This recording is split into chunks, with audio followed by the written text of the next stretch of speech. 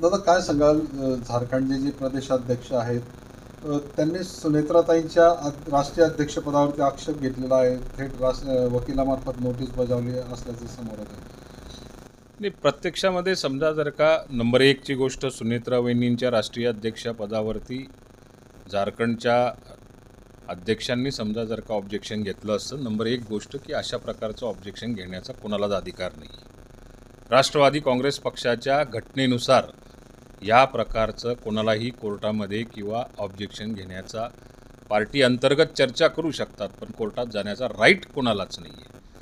Number दोन गोष्ट की सुनेत्राताई पवारांचा राष्ट्रीय अध्यक्ष म्हणून ज्या वेळा निवड झालेली असेल त्याचं नॅशनल कन्व्हेन्शन घेऊन रीतसर सगळ्या मेंबर्सला त्या ठिकाणी उपस्थित करून त्यांचं हातवर करून आवाजी पद्धतीने त्यांच्या निवडीची जी प्रक्रिया होती ती परिपूर्ण केलेली आहे. एकदा निवडणूक संपल्यानंतरसुद्धा इलेक्शन कमिशनला याच्याविषयी संपूर्ण इत्थंभूत माहिती राष्ट्रीय कार्यकारिणीसह ही अध्यक्ष या नात्याने सुनेत्राताई पवारांनी दिलेली आहे.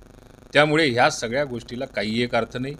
वकिला थ्रू नोटीस आलेली आहे, तिला आम्ही तथ्यहीन नोटीस समजतो आणि असल्या नोटिसीला उत्तर देण्याची आमच्या राष्ट्रवादी काँग्रेस पक्षाला आवश्यकतासुद्धा नाही. पण सुनेत्राताईंची जी काही निवड आहे ही संपूर्णपणे बेकायदेशीर आहे, पुन्हा निवडणूक घेण्यात यावी अशी मागणी देखील या माध्यमातून असं कुठेतरी झारखंडचा माणूस येईल आणि महाराष्ट्रातल्या कुठल्या तरी आपल्या राष्ट्रवादी काँग्रेस पक्षाच्या अध्यक्षाला समजा जर का अशा पद्धतीचं चॅलेंज करेल, मला असं वाटतं की या गोष्टीवरती चर्चासुद्धा व्हायला नको. कारण सगळं नियमानुसार, घटनेनुसार, राष्ट्रवादी काँग्रेस पक्षाच्या घटनेनुसारच ती पूर्ण निवडणूक प्रक्रिया संपलेली.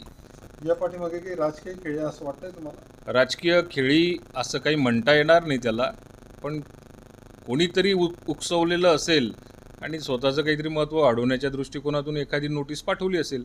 वकिलांच्या नोटीसला उत्तर देण्याची सुद्धा आवश्यकता नाही, कारण आमच्या घटनेमध्येच म्हटलेलं आहे की कोर्टामध्ये सुद्धा अशा पद्धतीने आम्ही जी काही प्रक्रिया केलेली असेल, इंटरनल आमच्या पक्षाची इंटरनल प्रक्रिया केलेली असेल, तर कोणालाही तो राईट हा कोर्टात जाण्याचा सुद्धा नाही. या नोटिसीला उत्तर दिलं जाणार आहे का नाही? मग आता नथिंग. आमच्या दृष्टिकोनातून उत्तर देण्याची सुद्धा आवश्यकता नाही. एबीपी माझा, उघडा डोळे बघा नीट.